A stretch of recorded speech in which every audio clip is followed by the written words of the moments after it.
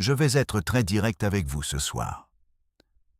Après 60 ans, beaucoup de personnes pensent que perdre un peu l'appétit est quelque chose de normal, presque banal. Pourtant, dans mon expérience de plus de 20 ans auprès des patients âgés au Canada, ce petit changement peut parfois être le premier pas silencieux vers une perte de force, des chutes inattendues, et dans certains cas, une perte progressive d'autonomie. Je ne dis pas cela pour vous inquiéter, mais parce que je l'ai vu trop souvent. À Montréal, un homme de 72 ans m'a un jour raconté qu'après la retraite, il n'avait plus très faim le soir. Un café le matin, une soupe légère le soir. Et cela lui semblait suffisant. Pendant quelques mois, tout allait bien. Puis la fatigue est arrivée, les jambes sont devenues moins stables. Et un jour, il m'a confié qu'il avait peur de tomber dans les escaliers de sa propre maison. Avec l'âge, notre corps absorbe parfois les nutriments un peu moins efficacement. Cela signifie qu'un repas trop léger peut, petit à petit, priver les muscles, le cerveau et même le système cardiovasculaire de l'énergie dont ils ont besoin pour rester solides. Il vaut donc peut-être la peine d'observer quelques habitudes simples. Ne pas sauter le repas du matin. Inclure une petite source de protéines à chaque repas. Boire suffisamment d'eau dans la journée. Et privilégier des aliments simples plutôt que très transformés. Rien de compliqué, vous voyez. Mais parfois, ces petits gestes peuvent faire une grande différence pour préserver ce que la plupart des personnes âgées souhaitent plus que tout. Rester autonome chez elles. Écoutez bien la suite, parce que certains aliments très simples peuvent soutenir votre énergie quotidienne bien plus que vous ne l'imaginez. Permettez-moi de vous dire quelque chose très clairement ce soir. Dans beaucoup de dossiers médicaux que j'ai suivis au fil des années, il y a un point commun discret chez les personnes âgées qui gardent un cœur solide et un esprit encore vif après 70 ou même 80 ans. Elles mangent régulièrement du poisson gras. On en parle souvent, mais peu de gens comprennent vraiment pourquoi. Dans les provinces maritimes du Canada ou en Colombie-Britannique, il n'est pas rare que les retraités consomment du saumon, du maquereau ou des sardines plusieurs fois par semaine. Et il est possible que cette habitude joue un rôle dans leur bonne santé cardiovasculaire. Ces poissons contiennent des oméga 3, des graisses naturelles qui aident à soutenir la circulation sanguine et les cellules du cerveau. Rien de mystérieux. Ces lipides participent simplement au bon fonctionnement des membranes cellulaires et peuvent contribuer à réduire certaines inflammations liées à l'âge. Au Japon, j'ai connu un homme de 84 ans qui vivait encore seul et préparait presque chaque semaine un petit filet de maquereau grillé avec du riz et des légumes. Pour lui, ce n'était pas une stratégie médicale, simplement une habitude. Si vous souhaitez essayer, cela peut rester très simple. Mangez du saumon, du maquereau ou des sardines 2 fois par semaine. Préférez une cuisson douce au four ou à la vapeur. Utilisez du poisson en conserve de bonne qualité lorsque c'est plus pratique. Et l'accompagner de légumes simples. Même de petites portions peuvent soutenir l'organisme. Bien sûr, si vous avez une condition particulière, il vaut mieux en parler avec votre médecin. Mais retenez peut-être cette idée facile à mémoriser. Un peu de poisson régulièrement vaut souvent mieux qu'un grand changement occasionnel. Et dans un instant, je vais vous parler d'un aliment beaucoup plus humble, que l'on trouve dans presque toutes les cuisines canadiennes. mais dont les bienfaits sont souvent sous-estimés. Permettez-moi maintenant d'attirer votre attention sur quelque chose de très simple, presque modeste dans l'assiette, mais qui mérite qu'on s'y arrête un instant. Les petits fruits colorés. Au Canada, nous avons la chance d'avoir des bleuets, des fraises, des framboises qui poussent en abondance, et pourtant beaucoup de personnes âgées les considèrent seulement comme un dessert. Or, certaines recherches en nutrition suggèrent qu'une consommation régulière de fruits riches en pigments naturels pourrait soutenir la santé du cerveau avec le temps. Rien de magique, bien sûr, mais ces couleurs profondes, le bleu, le rouge, le violet, contiennent des composés que le corps utilise pour se défendre contre certains stress liés au vieillissement.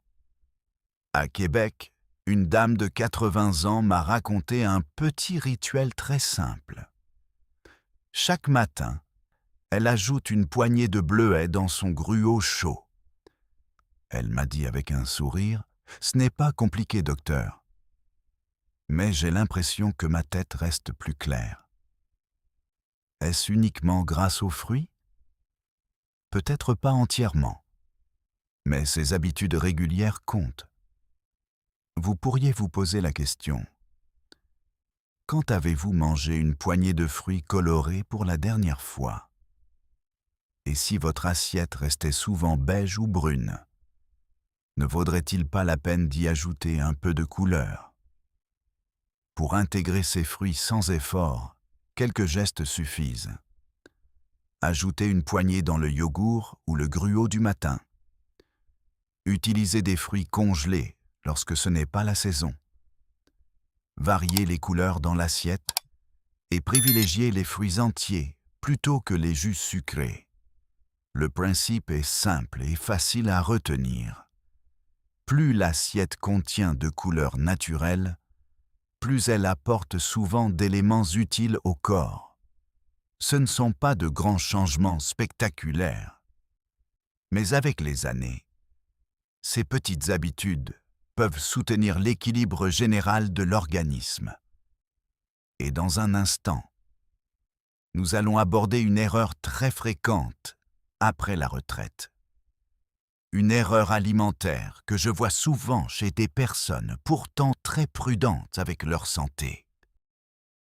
Je voudrais vous parler d'une erreur très fréquente que j'observe après la retraite, et elle est souvent invisible au début. Beaucoup de personnes mangent moins de protéines sans même s'en rendre compte.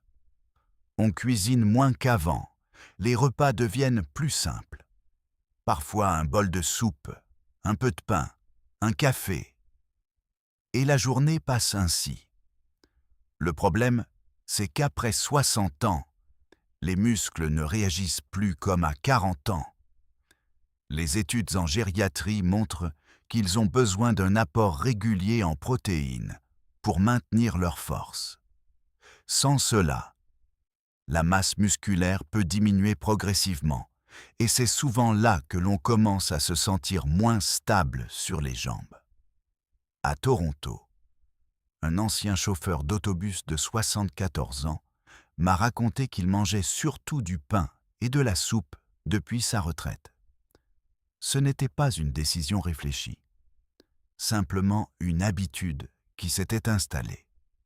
Quelques mois plus tard, il m'a confié que monter les escaliers de sa maison lui demandait beaucoup plus d'efforts. Vous voyez, ce n'était pas une maladie soudaine, mais plutôt une accumulation de petits changements. Alors la question mérite d'être posée calmement. Dans vos repas de la journée, y a-t-il une petite source de protéines? Rien de compliqué pourtant. Quelques aliments simples peuvent soutenir les muscles, les œufs, faciles à préparer. Le poisson, même en petites portions, le yogourt nature, les légumineuses comme les lentilles ou les pois chiches, ou encore une petite poignée de noix ou de graines. L'idée n'est pas de manger davantage, mais d'en inclure régulièrement. un principe facile à retenir. Un repas gagne en solidité lorsqu'il contient une petite source de protéines. Avec les années, ce détail peut aider à préserver la force, l'équilibre et l'autonomie. Et dans la prochaine partie, nous allons aborder un autre élément souvent sous-estimé dans l'alimentation des personnes âgées. Quelque chose que beaucoup de cuisines canadiennes possèdent déjà, mais qui est parfois utilisé de la mauvaise façon. Permettez-moi d'aborder un sujet qui a longtemps prêté à confusion: les graisses dans l'alimentation. Pendant des années, beaucoup de personnes ont entendu qu'il fallait éviter toute forme de gras. Alors, certains ont presque tout éliminé de leur cuisine. Pourtant, la réalité est un peu plus nuancée.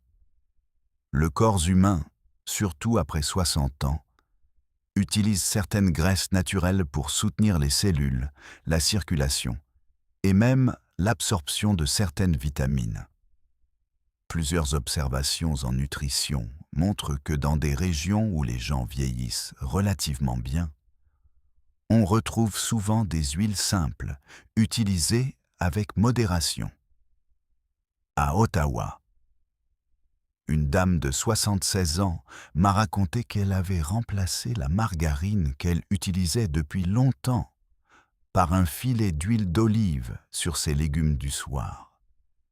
Ce n'était pas un changement spectaculaire, simplement une petite habitude qui donnait plus de goût à ses repas.